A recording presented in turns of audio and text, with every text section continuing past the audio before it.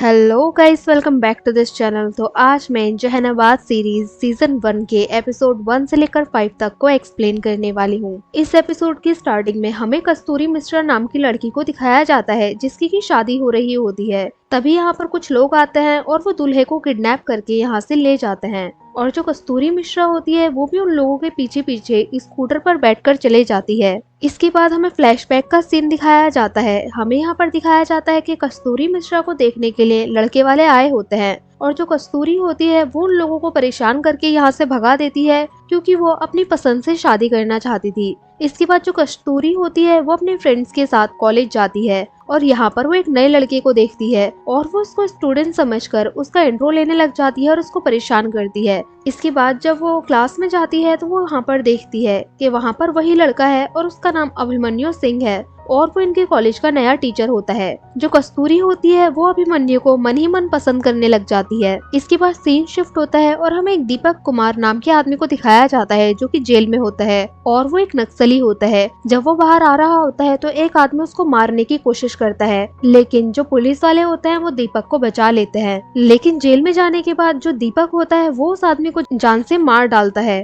अब हमें दिखाया जाता है दीपक जेल से भागने की सोच रहा होता है और वो अपना हाथ ब्लेड से काट लेता है ताकि जो पुलिस वाले हैं वो उसको हॉस्पिटल लेकर जाए और बीच में ही उसके आदमी उसको वहां से भगा ले जाए। लेकिन जो आईपीएस ऑफिसर होता है दुर्गेश मिश्रा वो बहुत ही ज्यादा चालू होता है और वो सारे नक्सलियों को मार डालता है और वो दीपक को भागने से भी रोक लेता है। इस तरह दीपक का प्लान फ्लॉप हो जाता है। इसके बाद जो आईपीएस ऑफिसर दुर्गेश होता है वो दीपक का इलाज करता है और उससे कहता है कि चार्जशीट के हिसाब से मैं फांसी की मांग करूंगा, इससे अच्छा है कि तुम सरकारी गवाह बन जाओ और अपनी जान बचा लो। अब ये सीन यहीं से कट हो जाता है। इसके बाद हमें कॉलेज का सीन दिखाया जाता है। जो कस्तूरी होती है वो कॉलेज में आती है तो वो देखती है कि सूरज नाम के एक ऊंची जाति के लड़के की लड़ाई प्रदीप नाम के एक नीची जाति के लड़के से हो जाती है। अब जो सूरज होता है वो अभिमन्यु सर के पास आ जाता है और जो अभिमन्यु सर होते हैं वो यहाँ पर सूरज के थप्पड़ मार देते हैं और जो कस्तूरी होती है वो भी सर की साइड ही होती है। अब जो कस्तूरी होती है वो ये पता लगाती है कि सर शादीशुदा है या नहीं, क्योंकि वो सर को काफी ज्यादा अच्छा मानने लग गई थी। इसके बाद हमें एक लोकल पॉलिटिशियन को दिखाया जाता है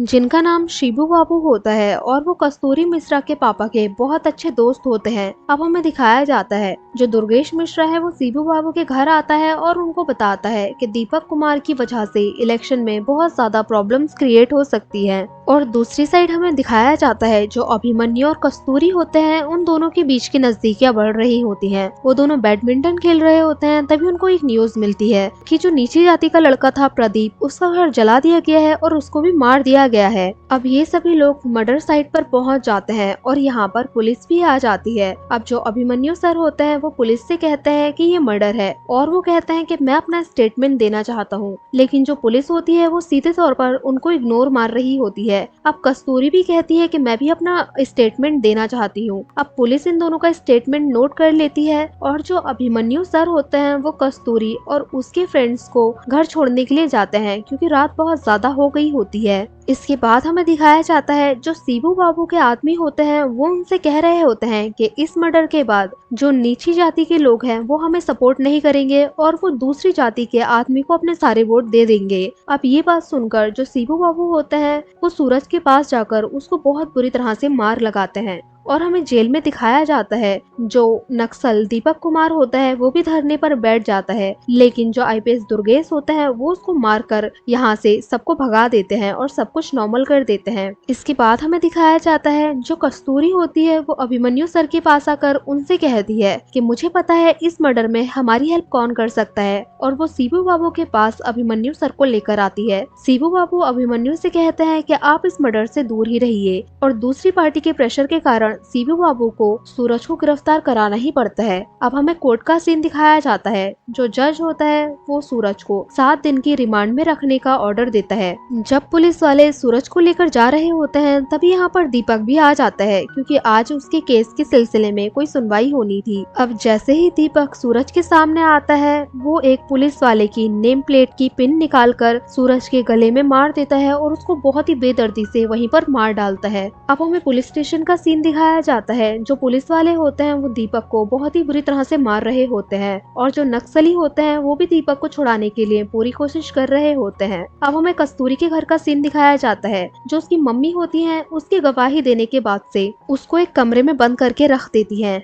लेकिन कस्तूरी का आज कॉलेज जाना बहुत ज्यादा इम्पोर्टेंट होता है क्योंकि आज उसने एक कंपटीशन में पार्टिसिपेट किया होता है और आज सभी लोग इस कंपटीशन के लिए पटना जा रहे होते हैं और सभी लोग यहाँ पर कस्तूरी का वेट कर रहे होते हैं और अभिमन्यु सर भी वेट कर रहे होते हैं। जो कस्तूरी होती है वो चुपके से अपने घर से भागने की कोशिश करती है लेकिन उसकी मम्मी उसको भागते हुए देख लेती है। वो पहले मना करती है बट बाद में वो बहुत ही अच्छे से मान जाती है। अब जो कस्तूरी होती है वो बस के निकलने के कुछ टाइम पहले ही वहाँ पर पहुँच जाती है। अब हमें सीबू बाबू को दिखाया जाता है जो कि दलित लोगों से मिलने के लिए गए होते हैं और यहाँ पर वो उनसे निर्दलीय वोटिंग में खड़े होने की बात कर रहे होते हैं। अब सभी लोग जो होते हैं वो पटना में पहुंच जाते हैं और हमें यहाँ पर दिखाया जाता है जो अभिमन्यु सर होते हैं वो अपनी एक फ्रेंड के गले लग जाते हैं जिसका नाम रागनी अवस्थी होता है और सभी लोगों को अपनी फ्रेंड से मिलवाते हैं। अब हमें गेम का सीन दिखाया जाता है। कस्तूरी को 3rd प्राइज मिलता है लेकिन अभिमन्यु सर वहाँ पर नहीं होते हैं क्योंकि वो रागनी के साथ कहीं गए होते हैं। अब हमें दिखाया जाता है कि जितने भी स्टूडेंट होते हैं वो सभी लोग जहानाबाद वापस जा रहे होते हैं लेकिन जो अभिमन्यु सर होते हैं वो आज यहीं पर रुक रहे होते हैं और वो एक दिन बाद जहानाबाद जाने वाले थे।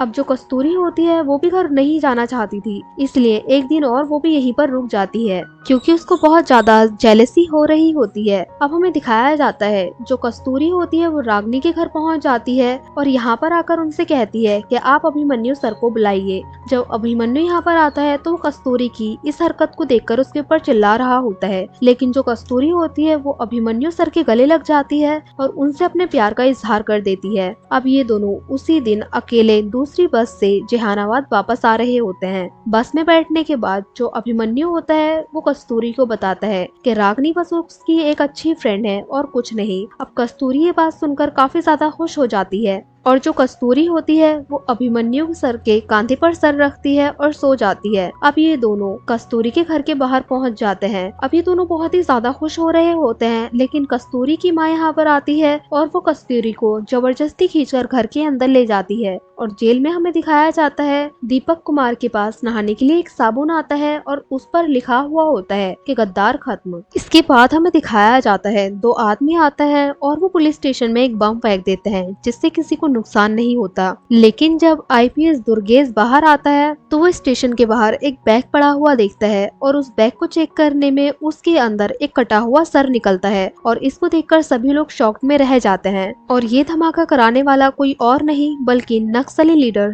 डॉक्टर जगमोहन कुमार होता है। इसके बाद हमें कस्तूरी की मम्मी को दिखाया जाता है जो कि कस्तूरी के लिए एक रिश्ता लेकर आई होती है लेकिन कस्तूरी उनसे साफ बोल देती है कि वो शादी करेगी तो सिर्फ अभिमन्यु सर से। अब कस्तूरी की मम्मी ये सुनने के बाद उसको एक थप्पड़ मार देती है। इसके बाद हमें दिखाया जाता है कस्तूरी के पापा उसके पास आते हैं और उससे पूछते हैं क्या सर को इस सब के बारे में पता है। तो कस्तूरी उनको बताती है कि मैंने सर को सब कुछ बताया है लेकिन अभी तक उन्होंने कुछ भी जवाब नहीं दिया है। तो उसके पापा कहते हैं अगर सर ने हाँ बोल दिया तो मैं तुम्हारी मम्मी को खुद से मनाऊंगा। अब कस्तूरी बहुत ज्यादा खुश हो जाती है। इसके बाद जो उसके पापा होते हैं वो शिबू बाबू के पास जाते हैं और उनसे सब कुछ बताते हैं और उनसे कहता है कि अभिमन्यु के बारे में सारी डिटेल्स निकालो। अब वो कहते हैं कि बस इतनी सी बात। और जो शिबू बाबू होते हैं वो दुर्गेश मिश्रा को कॉल लगाते हैं और उससे अभिमन्यु की डिटेल्स निकालने के लिए बोलते हैं। अगले दिन शिबू बाबू जो होते हैं वो कस्तूरी के पापा से मिलने के लिए आते हैं और यहाँ पर वो उनको बताते हैं कि जो अभिमन्यु है उसका कोई भी क्रिमिनल रिकॉर्ड नहीं है और ना ही उसके माँ बाप हैं और बाकी सब भी क्लियर है।